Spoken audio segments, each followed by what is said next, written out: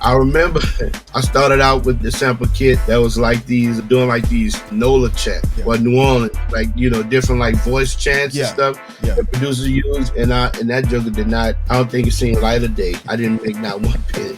So that kind of just, once we did that and I thought I had something, we put it out, that joint didn't do jack. I said, this might not be my cup of tea. So AG was like, man, he said, bro, why don't you try it again? Why don't you try to do one with just some drums and stuff? Keep digging. So I built the courage up to do Marvelous Breaks, which Marvelous Breaks started making some noise because it was a drummer. I'm a drummer, so I just had to, sit down and just come up with drum breaks. Right. So Marvelous Breaks was my first one that I came out with, which was just a whole collection of, I think it might have been like 40 drum loops of breaks. Okay. 40 drum breaks in that pack. And then AG, he came back and said, man, why don't you add some drums and some sound? So I said, okay, like this dude pushing it now, bro. Yeah.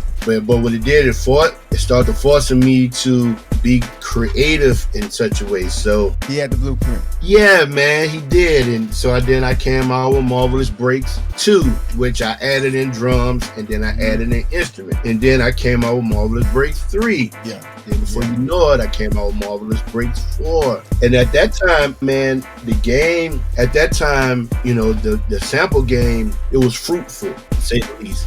You had, of course, you had the Kingsway, Frank Dukes and his crew. Then you had Ill Minds, that was they was like the two mainstream companies at the time. You had a few people coming in on with Drum Broker, they started coming in the mix, and then a couple other companies started coming around. But it was still to the place where everybody was able to cash out for real. Yeah. Like, once, by the time Marvelous Breaks 3 and 4 came, which I think Marvelous Breaks 3 probably was my biggest kit. Like, man, the money was good, bro. Yeah.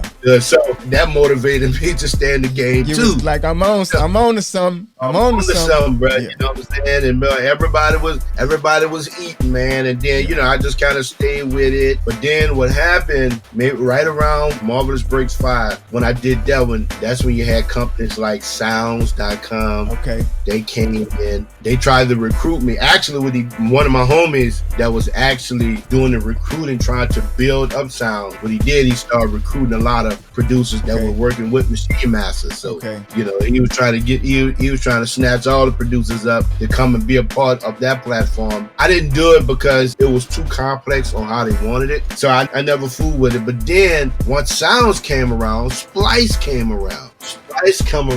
And once Splice and Sounds, they came out and hit the scene, bro, they shut the game down.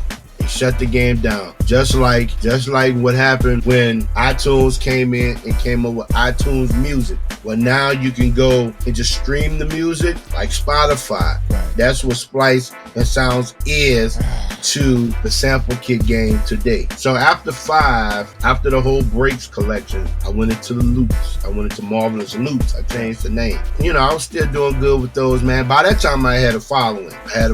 That would be like, just looking for the kit. You know what I'm saying? That, people knew when I hit the scene, and then it was coming out on Machine Masters. Yeah. People were just taking to it. But it just started to decline. You know what I'm saying? Because them companies came in and just kind of changed the narrative. Either you had to get on those platforms or you had to learn how to adapt within. So me just wearing so many hats and stuff, man, I kind of just started slowing down on, making kits and stuff. But that's how I got into the game, man. That's how I got into it. I know I kind of just went on. I got into it. Shout out to my man AG, man. He helped AG and Billy Blast, the owners and co-owners of Machine Masters, gave me my whole break in the sample game.